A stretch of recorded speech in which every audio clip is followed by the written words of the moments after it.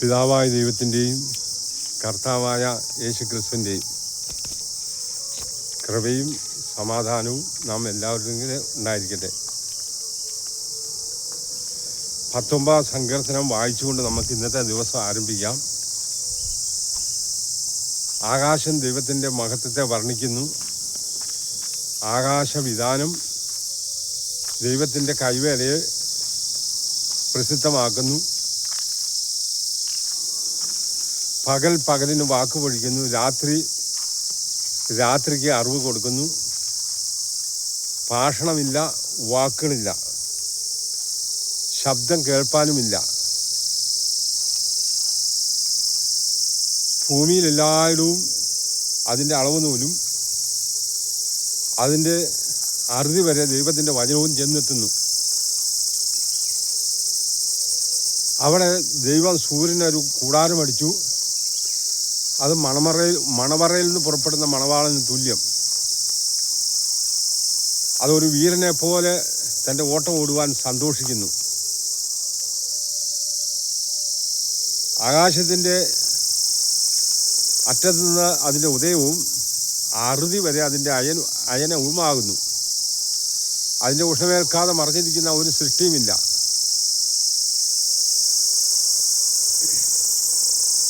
യഹോവയുടെ ന്യായപ്രമാണം തികവുള്ളതാകുന്നു. അത് നമ്മുടെ പ്രാണനെ തണുപ്പിക്കുന്നു. യഹോവയുടെ സാക്ഷ്യങ്ങൾ വിശ്വാസ്യമാകുന്നു. അത് അല്പബുദ്ധിയെ ജ്ഞാനിയാക്കുന്നു. യഹോവയുടെ ആജ്ഞകൾ നേരുള്ളവ. അത് നമ്മുടെ ഹൃദയത്തെ സന്തോഷിപ്പിക്കുന്നു. യഹോവയുടെ കൽപ്പനകൾ നിർമ്മലമായത്. അത് എന്നേക്കും നിലനിൽക്കുന്നു. യഹോവയുടെ സാക്ഷ്യങ്ങൾ, യഹോവ ഭക്തി നിർമ്മലമായത്. അത് എന്നേക്കും നിലനിൽക്കുന്നു. യഹോവയുടെ വിധികൾ സത്യമായവ. അത് ഒട്ടൊഴിയാതെ നീതിയുള്ളത് ആകുന്നു. അത് പൊന്നിനേക്കാളും അനവധി തങ്കത്തെക്കാളും ആഗ്രഹിക്കത്തക്കവ. അത് തേനിനേക്കാളും തേൻകട്ടയേക്കാളും മാധുര്യമേറിയത്. അവയാൽ അടിയനും പ്രബോധനം ലഭിക്കുന്നു. അവയെ പ്രമാണിക്കുന്നവർക്ക് വലിയ പ്രതിഫലം ഉണ്ട്.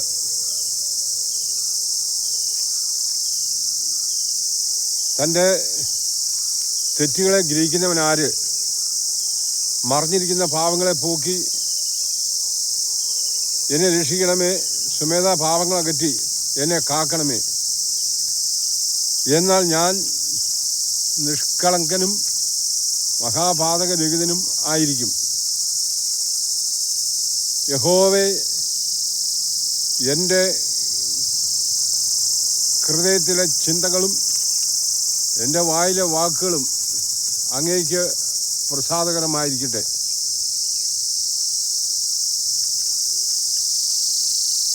എന്നാൽ ഞാൻ നിഷ്കളങ്കനും മഹാപാതകരഹിതനുമായിരിക്കും. ദൈവമേ, എൻ്റെ ശരീരം അങ്ങയുടെ മന്ദിരമാണ് എന്ന് ഞാൻ വിശ്വസിക്കുന്നു. പരിശുദ്ധാത്മാവ് വസിക്കുന്ന മന്ദിരമാണ്.